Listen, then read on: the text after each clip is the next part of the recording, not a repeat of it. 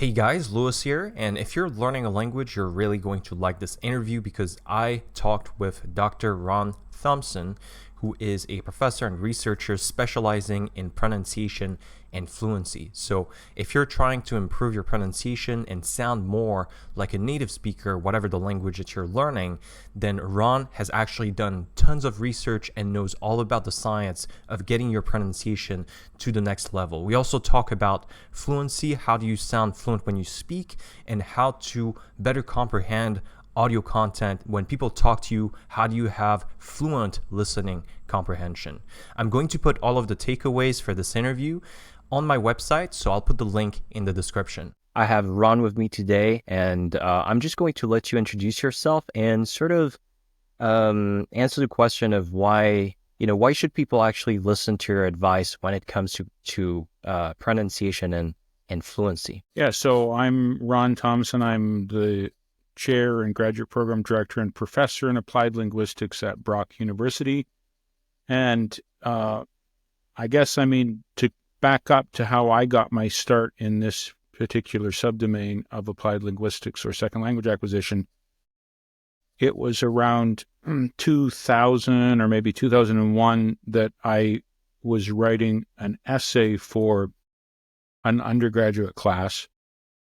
And the goal of the essay was supposed to be to find articles related to some topic of interest and to write a kind of review of what had been written about it in the past 5 to 10 years.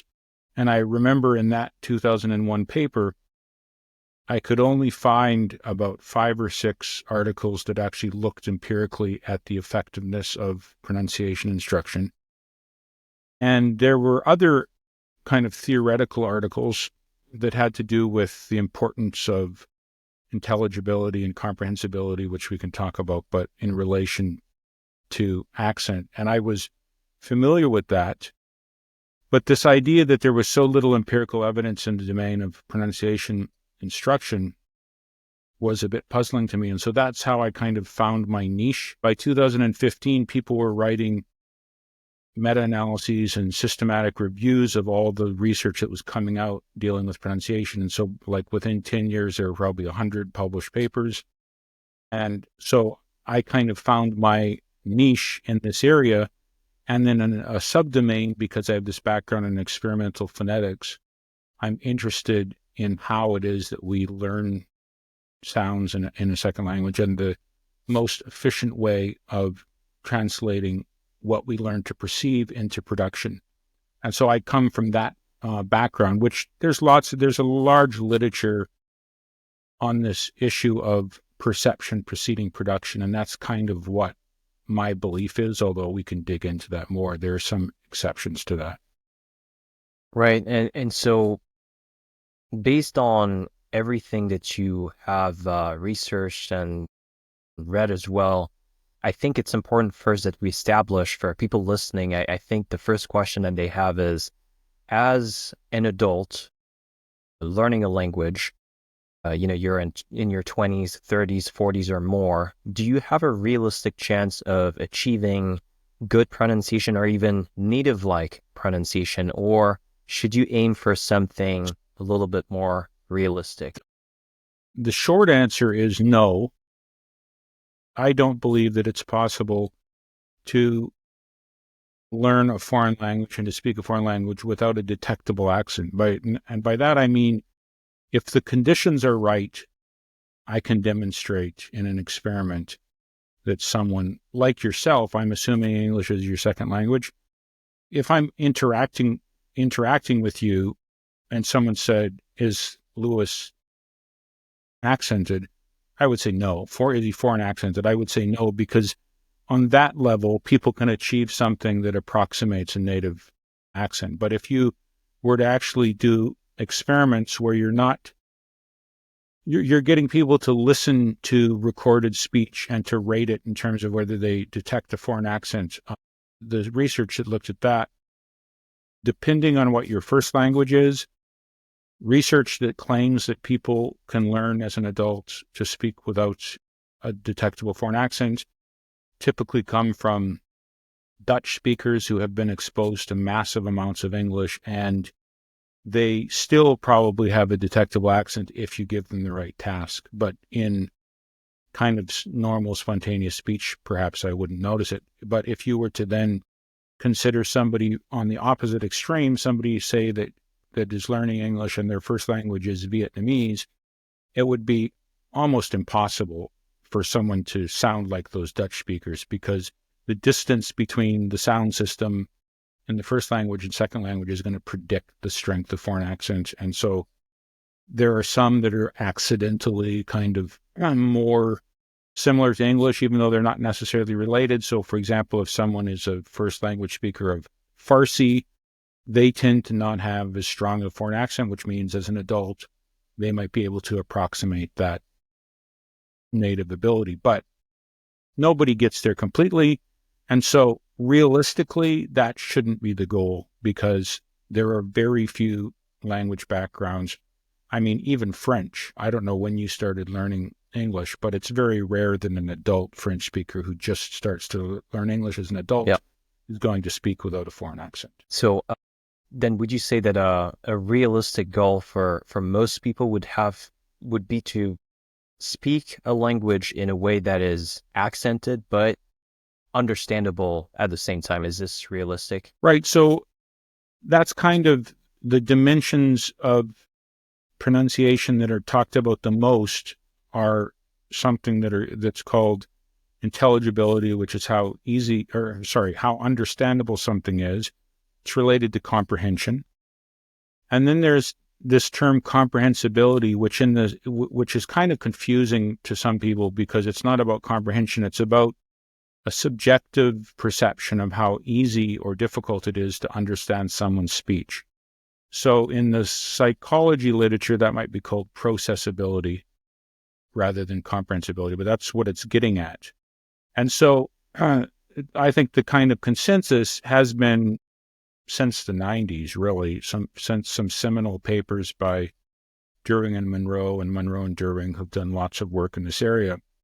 There's been a consensus that intelligibility is the primary goal, which is that you're understandable, but that doesn't mean that you're understandable without the listener putting in effort. And so it would depend on the context. If you're having somebody who's serving you at a Starbucks, for example, probably intelligibility is all you need. But if you're in a job where you're listening to someone with a foreign accent for hours at a time, that comes with a processing cost. And so maybe you want to aim for this higher standard of comprehensibility, which refers to how easy it is to process that speech. But you can have people that are heavily accented and still perfectly intelligible. Right. But probably not necessarily, it's not as likely the case that they would be comprehensible in the sense of processing if they are heavily accented. But these things are only partially correlated. And so many people have argued intelligibility is all that matters. I think I've argued that there are some contexts in which comprehensibility is important. And then there are some jurisdictions, which wouldn't be North America, but there are some jurisdictions where people have argued for this thing called acceptability, which is really about whether something is stigmatized, or even within English, different dialects are stigmatized. And I think I've really only heard of that in Denmark. For some reason, that's a thing there. I've heard that term, but there are other contexts that are quite, I think, to me, remarkable, where there's something cultural about a sort of drive to sound more like a native speaker. So, for example, there's an annual conference that's held in Poland, and I've attended there, and I was struck by how the people that are engaged in pronunciation, teaching, and research in Poland in particular, although some other European countries, they all sound like they're speaking the Queen's English. And so you can achieve something like that. I mean, to me, they sound like that, probably not to the Queen or to the King. But the thing is, for some reason, there's some sort of a motivation or interest in Poland in people sounding like that. Whereas if you go, I just got back from a trip to Japan, And it really, this idea of needing to focus on pronunciation is a foreign concept. I mean, it's not taught in Really? classes really Okay. for the most part, and people don't think that it's important. Hey guys, just a quick announcement and then we'll go back to the interview. As you know, I've made the Anki Core decks, which are vocabulary decks based on scientific principles. This month is going to be Black Friday, and there are going to be a bunch of new decks available, a new version with improved flashcards.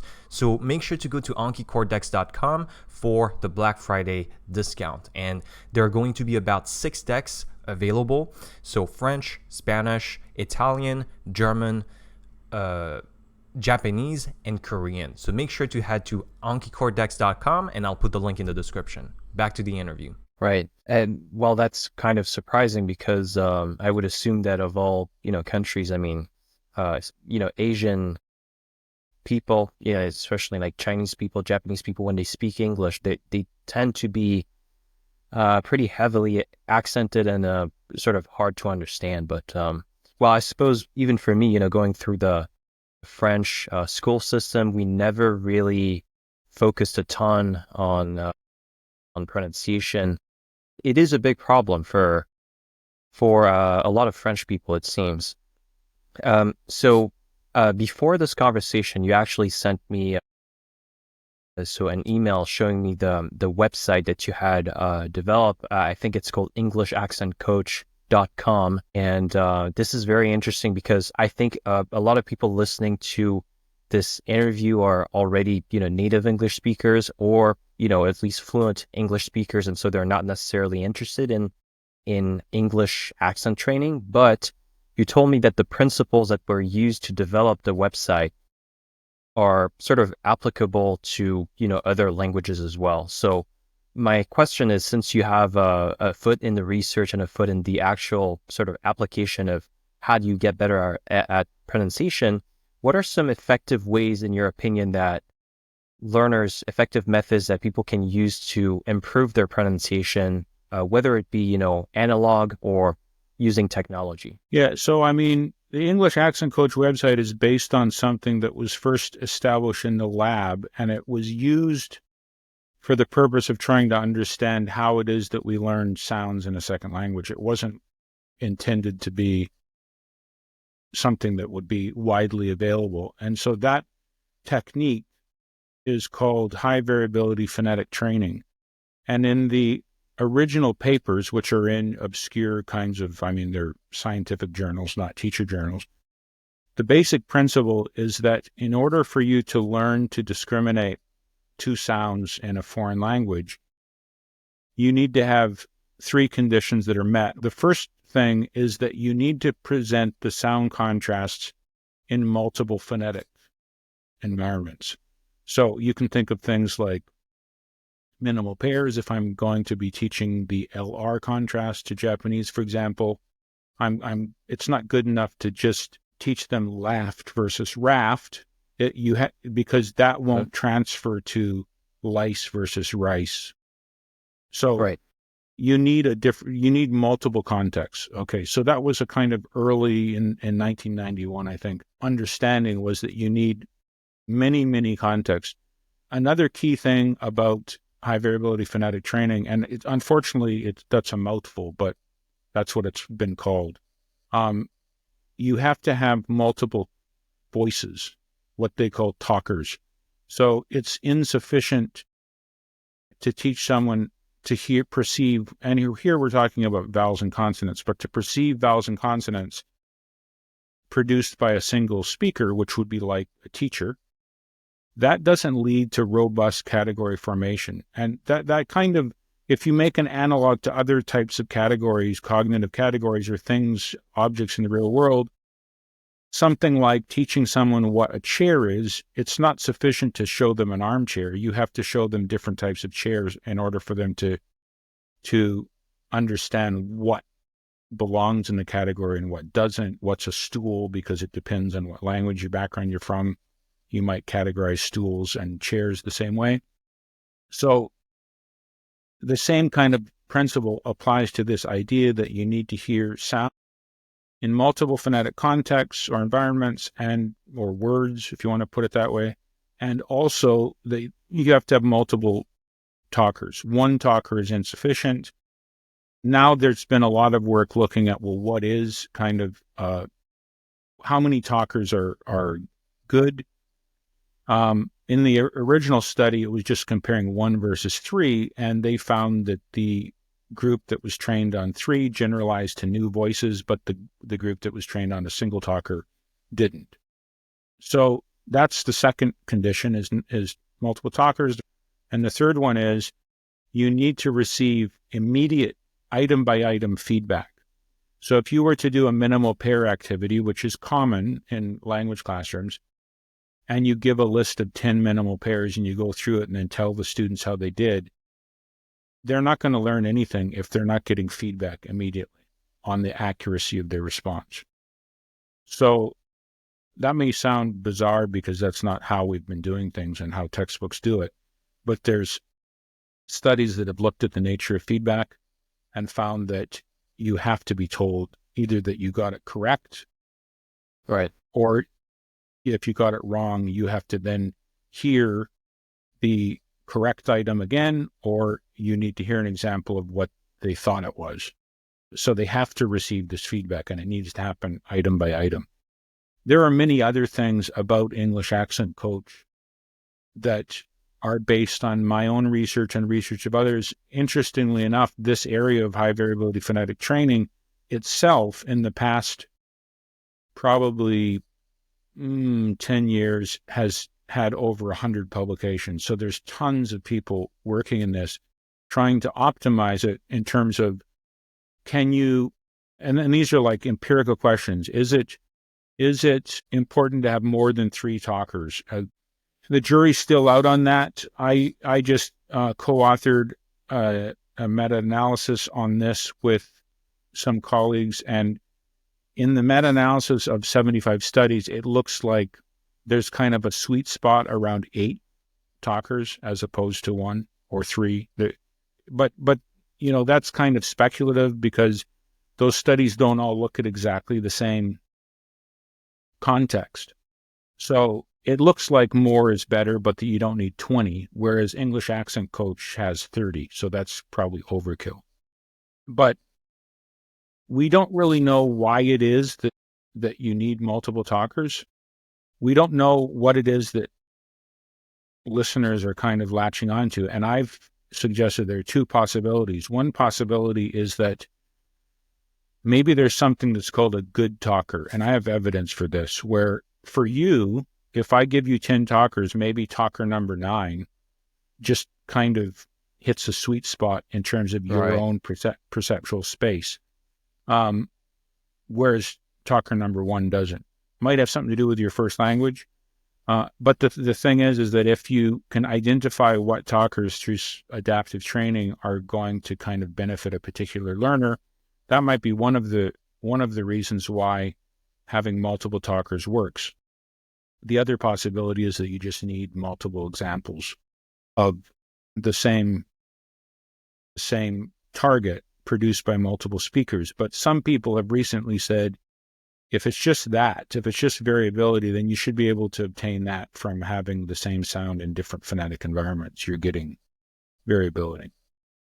But these principles are applicable to any language, that it's better to have multiple talkers of the same dialect. That's key. You can't have one talker who's American English and one that's British, which is kind of goes against listening research that kind of prioritizes hearing multiple varieties. And that's good if you're developing listening skills, but we're talking about perceptual skills for pronunciation. And for that, you need to hone in on one kind of variety. That's really fascinating because, I was about to ask the question of why is it that we need multiple talkers, but apparently we don't necessarily know. But in any case, we need multiple talkers. And I had a second question regarding feedback, because this is something that I get asked a lot. And to be honest, I don't really have any good answer for this. The question is, nowadays you have apps or even artificial intelligence that is able somewhat to, you say something in a language and they're going to tell you, okay, your pronunciation here is not really right, but most of the time they're not going to give you targeted feedback. They're just going to say it's wrong, and you don't really know what went wrong necessarily. As opposed to, say, I take language lessons with tutors where a lot of times I talk with the person and they're going to stop me there and say, well, you said this word wrong, and this is the precise just sound that you didn't say right, and let's just repeat it. Do you think there is value in having targeted feedback, or is this just enough to say, no, you got it wrong, here's the right version, and just repeat it?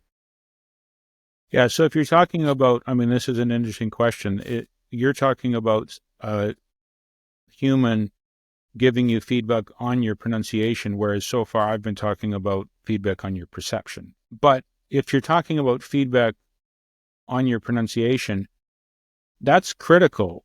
I'm not really a big believer that technology is there yet. And what ends up happening is if you're using those kinds of applications, people that have looked at those empirically have found that there's lots of false negatives and false positives.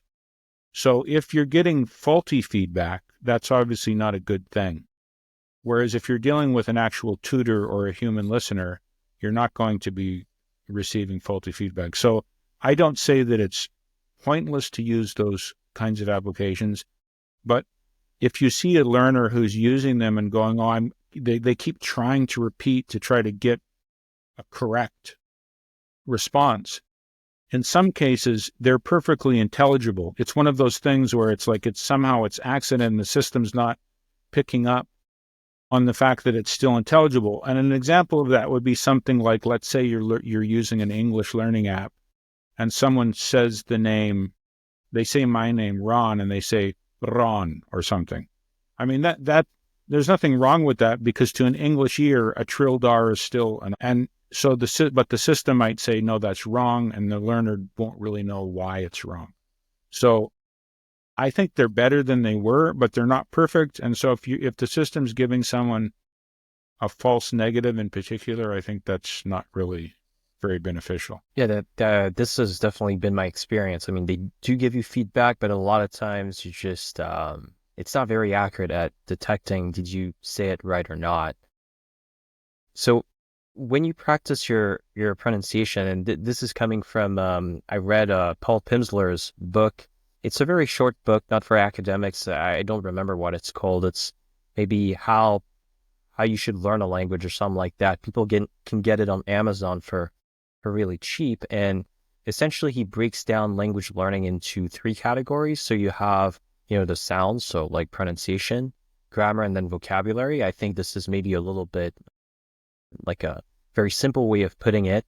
But so the argument that Pimsleur does is that vocabulary is really like the big sort of challenge, because you have thousands of words and you need to remember them all and so on.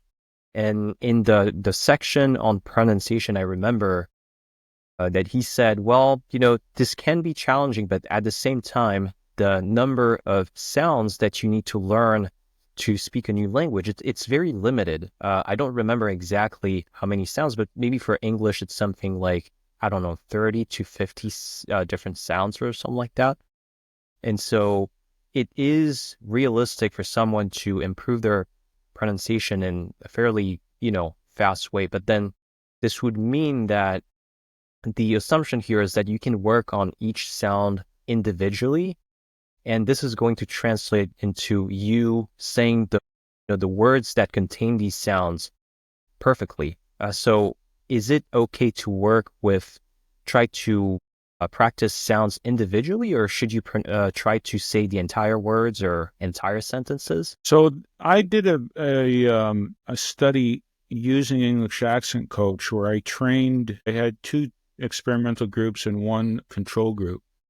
I did this with Tracy Derwing a number of years ago. And one of the groups was trained on words, and the other group was trained on kind of isolated syllables. So they weren't the target words. And one of the groups, the group that was trained on words, they heard those words for over 30 sessions. And there were 70 words that contained 10 target vowels. So there were 7 words per vowel. And then the other group that was trained mostly on syllables, we introduced them to the words later on in the training, towards the end. And what we found in that study was that the group that was not trained on the words, the group that was trained on isolated kind of syllables, that only that group improved in their pronunciation. And this was perceptual training. Only the group trained in isolated syllables before then moving on to the words for just 10 sessions. Only they showed spontaneous improvement in their pronunciation of those 70 words. The group that had been trained on the 70 words from the get-go didn't improve in their pronunciation. So since then, there have been at least a couple other papers that have kind of used that as a springboard and found exactly the same thing, that there's an advantage to learning sounds in isolation before moving on to words. If you learn vowels, for example, in one context, I think there's overwhelming evidence that they don't transfer to new contexts. But there is something to be said about, in other words, you have to learn them in every context. You don't kind of learn them in one, you don't learn sit and seat, and then you've learned the category, and now you can discriminate between fit and feet. That's not how it works. So what's this issue of, well, then why is there an advantage to doing some kind of phonetic level learning first and then moving on to words? I think that that's a skill, that phonetic perception is a skill that can be kind of used to bootstrap learning new words and to learn them more accurately. And I've taught intro to phonetics for many years at my university that introduce sounds of the world's languages. And people who take that course, they get better at pronunciation because they're just more aware.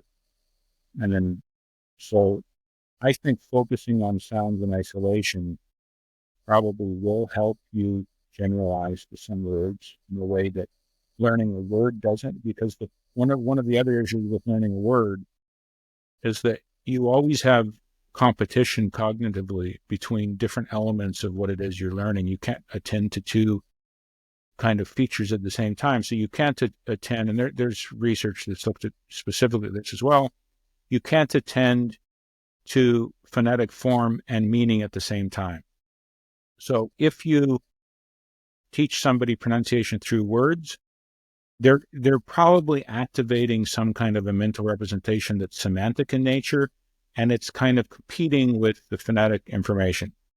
And this goes back to what one's assumption is about the relationship between first language acquisition and second. I take the position that the mechanisms you're using are exactly the same, but with a kid learning their first language, there's no competition for meaning because they have no meaning. So they're able to fully attend to the phonetic information and to start building up these categories. With a second language learner, if I tell you a word, there's a place in India called Tungmarag. Now, if I say Tungmarag to an English speaker, they're going to activate the word tongue in English. So they're not going to be able to attend to the fact that the way I just pronounced Tungmarag, tongue, is not the same as tongue. But they've activated this meaning and they're kind of trying to bootstrap on that. So if you focused on sounds in isolation or in syllables, whether they're consonants or vowels, I think there's some advantage to that. So let me just try to summarize a little bit, because so there is some value in working on individual sounds, especially at the beginning, but then this is not necessarily going to translate into mastery of pronunciation of words. You need to practice saying words, like essentially every single word needs to some degree of practice, but it's correct. Yeah, and the thing is, I was listening to one of your previous guests talking about, I forget what it was that you asked him, but it was something about whether you can establish bad patterns. Yeah. And he said that you can't. Well, that might be true for grammar. I don't know. I don't know enough about grammar and vocabulary. But for pronunciation, you can absolutely establish bad patterns. And there's evidence to suggest that if you don't have some kind of ability to perceive sounds like early on, that when you learn those early words in your second language, they're going to be mispronounced. And when you then develop the ability to perceive some of these things later, new words aren't mispronounced. So it's very hard to go back and relearn old words. That's the point. And so that's a pattern. You've learned to mispronounce a word, and even though you've kind of learned perceive it in your own pronunciation, you might notice it, but in your own pronunciation, you're not going to correct it because now you're focused on meaning. So you're just expressing meaning. And old words have become kind of automatized. New words, when you hear them the first time, you go, I know, I can hear that contrast now, and I'm going to pronounce the new word correctly. But this idea that you can go back and fix the old words, there's even evidence that teenagers, there was a study done in Quebec where they looked at what teenagers do who are immigrants. And when they come and are first kind of immersed in a second language environment.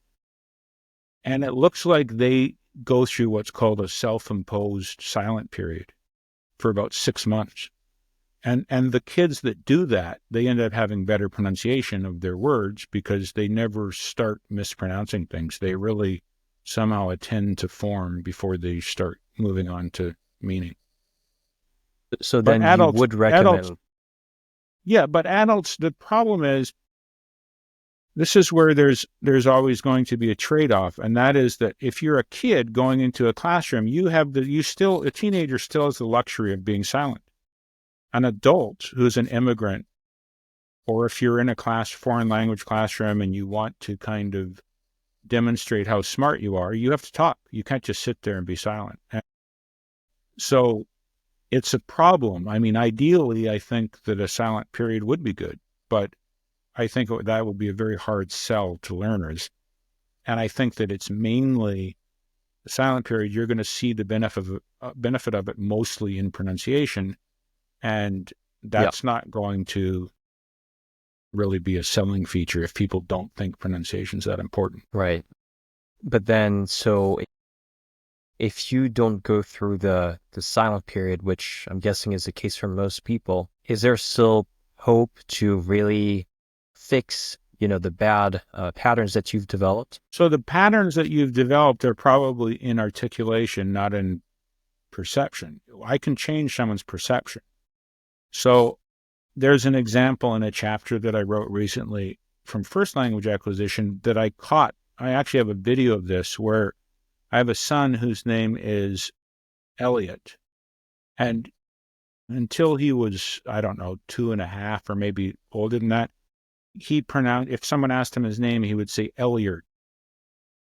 And so I decided I was going to videotape it to kind of capture it for posterity. But in the actual act of videotaping it, I said, "Is your name Elliot?" And he said, "No, it's Elliot." And this went back and forth. And it was like he had this pattern that had been established and that he could pronounce his name, but he had never pronounced it properly because he'd never noticed a mismatch between how other people said his name and how he said it. But as soon as I did that video, he noticed it. And this is an important thing about learning new sounds. He noticed it, and by a day later, he never mispronounced his name again. So you can notice it. If a Spanish speaker mispronounces sheet as shit, let's say, for example, and someone laughs at them, well, that's a type of feedback that causes noticing, and then maybe they'll correct that because there's a cost to mispronouncing it. But it kind of happens word by word as opposed to go throughout the whole system, because you have to know, well, I have this automatized kind of way of mispronouncing something.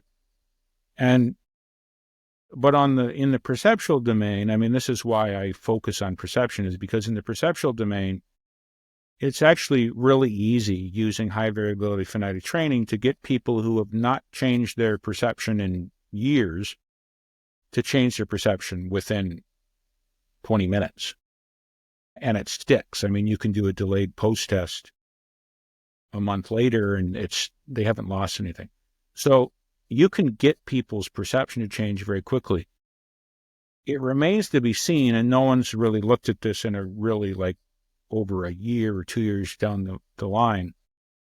It remains to be seen whether changing someone's perception can allow them to self-monitor. Because if you hear that yourself that you're not pronouncing an old word that you're used to mispronouncing, if you suddenly go, wait, that's not the right way, then there's a possibility that you'll correct it. But the only other way is through feedback. There's lots of evidence for that. If someone mispronounces something and there's a communication breakdown, that can be fixed, but it has to be like that. Otherwise, what's the motivation for fixing it? Yeah. And this is actually just a fun fact. This is one of the perks of having a YouTube channel as someone who's a French speaker, but, I speak English, I would say pretty well, but there are definitely some words that I don't pronounce exactly right. And people let me know in the comments, and usually not in a very nice way, but they let me know, and so it helps me improve. Hey guys, Louis here. I just want to interrupt this interview for 20 seconds. I put tons of hours every single week into trying to book the best guests possible for this podcast. So if you've benefited in any way from any of the interviews that I've done or any of my videos, please, I'm asking you for a favor, and it's completely free for you. Just hit the subscribe button on YouTube or subscribe to the podcast wherever you get your podcasts. This is a totally free way for you to support the podcast, and it totally just helps me 100% when I reach out to guests. They see I have more followers, and they're much more likely to come and talk to me. Back to the interview. So I want to talk about something a little bit different. I think we've covered a lot of ground on pronunciation. I want to talk about fluency, because I suspect that most people don't necessarily understand what we're talking about here. So what exactly in your mind is fluency, and how does it differ from just saying, wow, he's fluent in Spanish or he's fluent in Italian? Right. So there's this distinction between, or I should say, people use interchangeably fluency and proficiency. Often lay people, that's what they mean when they say fluency. They mean that someone's proficient at something. But fluency, in terms of people who do research in second language acquisition and are looking at fluency, there's kind of three ways of thinking about it. One is that fluency is a cognitive skill, which is something that you could measure through a kind of psycholinguistic experiment to actually identify what the brain is doing while it's processing language. That's kind of harder to do. People have done that. Norman Segalowitz is one person who kind of argues for that cognitive fluency view of things. But most people who are doing research related to second language fluency, they're looking at either utterance fluency, what's called utterance fluency. Some people call it temporal fluency, which has to do with actually measuring something like speech rate. So speech rate it's related to cognitive fluency, but it's not necessarily the same thing. I can slow down my speech rate, and that doesn't mean that I'm disfluent. There's also other things that people look at when they're talking about speech rate, things like the length of silent pauses, filled pauses like and some lexical filled pauses, like when people say like or something like that. And then most of the work that I've done treats fluency mainly because it's easier to collect this data, as a perceptual phenomenon on the part of the listener. So if I say Louis sounds fluent, what do I mean by that? We tell listeners to pay attention to how much you pause, hesitate, repeat yourself, etc. And so both perceived fluency and utterance or measurements of fluency that measure things like pause length, they're kind of crude analogs for what's going on inside someone's head that has to do with processing. But people who sound fluent might actually not be that fluent. They might be using strategies that make them sound more fluent to the listener. Right. So, in other words, I think there is a speed component, right, to fluency. Are you able to speak at a certain rate, similar to a native speaker? I suppose it also applies to listening. Are you able to comprehend things when people, Right. talk at a natural rate? Same thing for writing and reading. But what you're saying is that there may be strategies where you sound fluent, then maybe you're just fluent with certain sentences or in a certain sort of domain, but actually you're not completely fluent, like compared to a native speaker. Is that correct? Right. I mean, you can use avoidance strategies, just don't like fluency has to do with, I mean, there's multiple levels to what's going on. If you look at what psycholinguists say about it, the first thing you're doing is you're developing some kind of concept that's not connected to vocabulary or pronunciation. And you can have a breakdown at that level. You're searching for something. You can have a breakdown at the level of lexical access where you're trying to, what you want to say, but you can't retrieve the word. So you could have a breakdown there. You could have a breakdown because you're trying to pronounce it or speak clearly. That could cause you to be disfluent. So within any of those levels, you can increase how you're perceived to be fluent by using strategies or avoiding certain strategies. So, for example, there's a difference in English. There's old research that's looked at this that argues empirically that there's a difference between the use of and the use of that somehow signals that you're searching for something, and listeners will actually respond to this. If you say people don't tend to interrupt you as much, whereas if you say that is an indication that you're searching for a word, maybe, as opposed to formulating a thought, which would be And listeners know that. They just intuitively know that that's what someone's doing. And so you see that they don't kind of, they'll finish your thought if you say but not if you say for example. Well, that kind of suggests that as a discourse strategy, is not necessarily a bad thing. So I've done a little experiment where I took naturally recorded speech, and these people had produced things like and and I created two versions of their stories that they were telling, and in some of them I had kept them kind of natural, where they had long silent pauses, which is an indication of a lack of fluency. And I filled in the other version, I would break up the silent pause with an that I had extracted from their own speech. So there's one version that has like a 500 millisecond pause in the middle of a sentence, and there's another version that has an And the version that has an is easier to process. It's more comprehensible, which is kind of maybe counterintuitive. You're thinking, well, is a marker of disfluency, which it is, but a silent pause is worse than something that's broken up for the listener. It's harder to process if there's a silent pause. And that's just something about how we relate to other people. Other ways that people have tried to teach people to sound more fluent would be things like using what are called lexical chunks or phrases that are kind of recurrent patterns.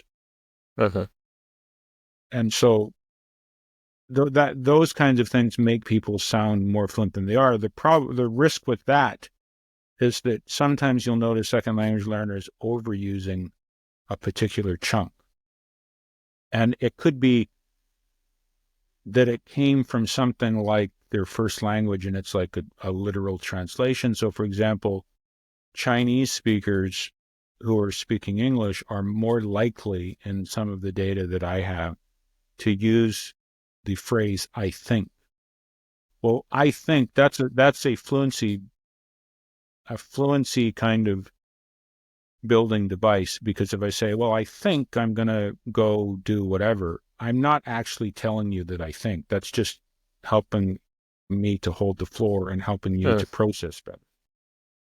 So when people come from a Chinese first language background, they overuse I think in English, and that kind of becomes noticeable. So these are strategies to sort of a little bit hide your lack of fluency, but then and specifically here, I think for most listeners, I'm trying to imagine what their needs are, but I think a lot of people are interested in spoken fluency, so really speaking at a rate that sounds natural and not overly slow and with a lot of pauses. But also in my mind, and this is my own experience learning other languages, is that fluency in terms of listening is critical, because when you speak, then, if you speak at a rate that is, slower than that of a native speaker, then, fine, you're still understandable. But in terms of listening, if you cannot keep up with what is being said, you just don't understand. And so this is a huge problem. You can't just tell people to slow down or to just reformulate things all the time. So what are some effective methods to develop fluency in terms of speaking and listening comprehension? So those are probably two kinds of different skills. But on the listening comprehension side, I mean, I think listening to naturally produce speech and huge amounts of it, I think that's the only way to kind of input. This, I'm very sympathetic to people who make a big argument for the input hypothesis or for the need for input. That is kind of the most important thing when it comes to listening. And there are some people now who are using measures like the ability to repeat every word in a simple sentence as a correlate or as an analog for proficiency, because it actually turns out that someone who's listening comprehension, if I can say like a sentence that has 7 or 8 words in it, and you can repeat them verbatim, which a native speaker would be able to do, that you can actually look at how well someone can do that, and it will predict their score in IELTS.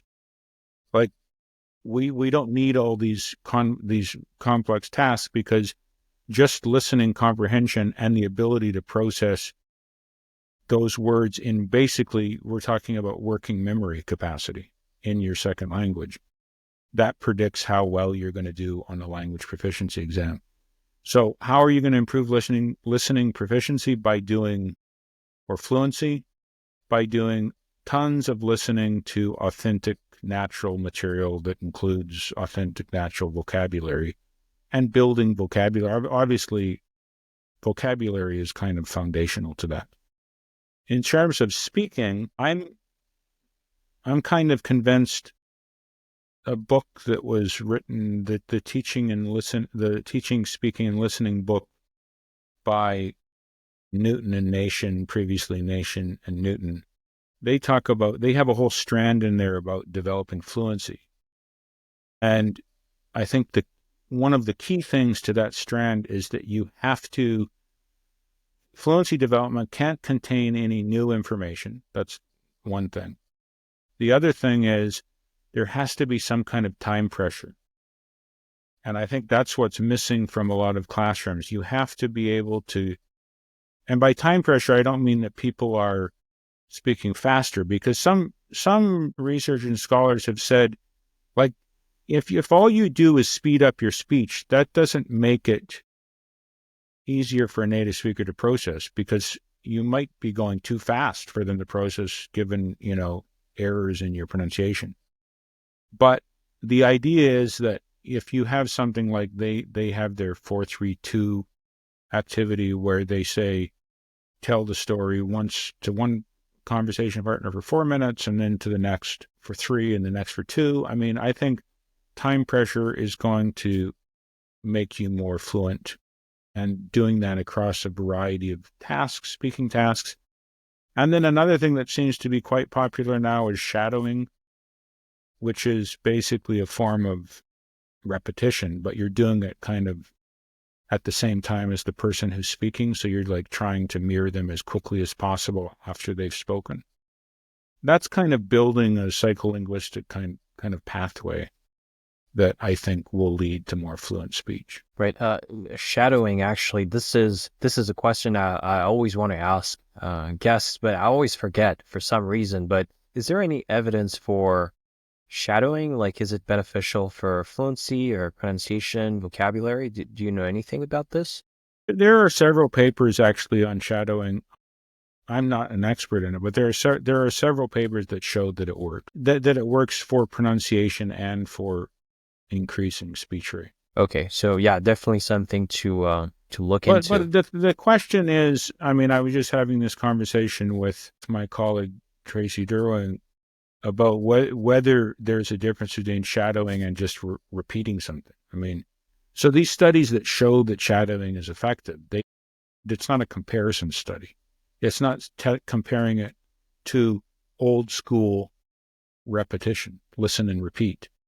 It might not be any different, but I think learners might find it more interesting or challenging or something. And so much of what goes on, and we started talking about ultimate attainment and how can people speak without a foreign accent. Ultimately, it comes down to motivation and what the goal is. So if you have things that are boring, that's going to be a challenge in terms of motivation. And I mean, my website is notoriously boring in its kind of basic iteration. And I have to convince students that, well, sorry, it's boring, but so is going to the gym and lifting weights. Yeah.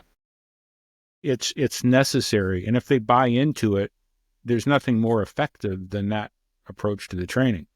But there's now a push, and I've recently released this app that's like an asteroids game, and you have to identify the vowel.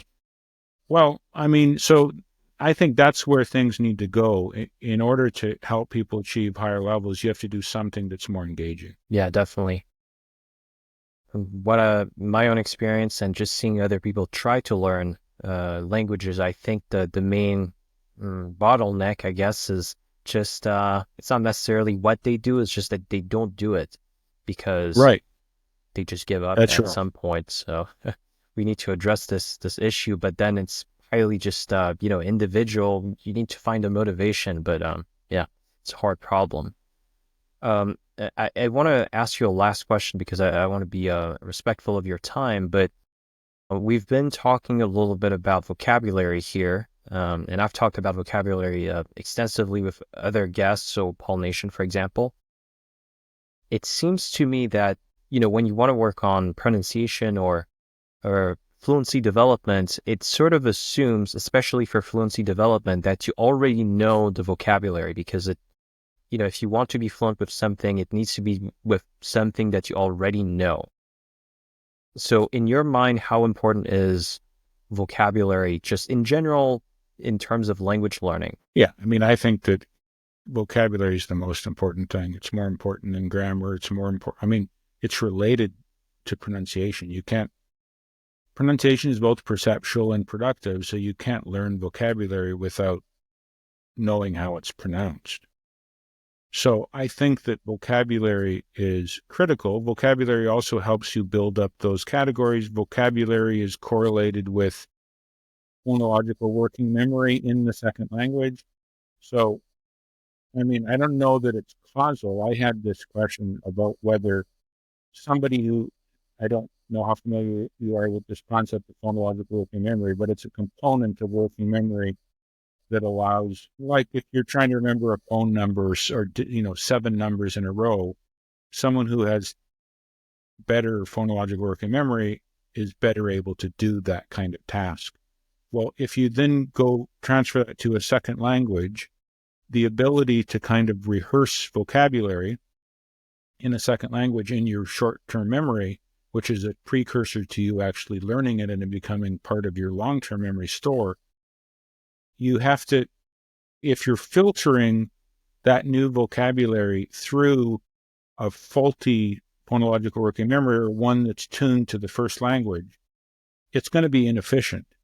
So there's researchers that have looked at phonological working memory and found that those who have stronger phonological working memory in their second language have larger vocabulary.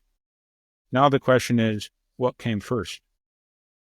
And I suspect that it's probably vocabulary.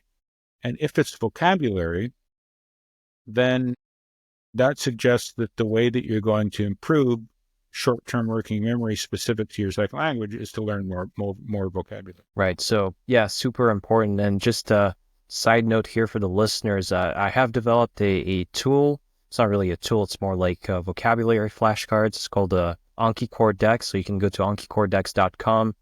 It's frequency lists, Anki Dex for vocabulary in different languages. They're available for about 6 most common languages, I believe. It depends on when you visit the website. But yeah, so that's it. Ron, thank you so much. This has been very insightful. I'm sure that a lot of people are going to benefit from this, especially given that I've never done anything like this. We've never talked about pronunciation and fluency in so much depth.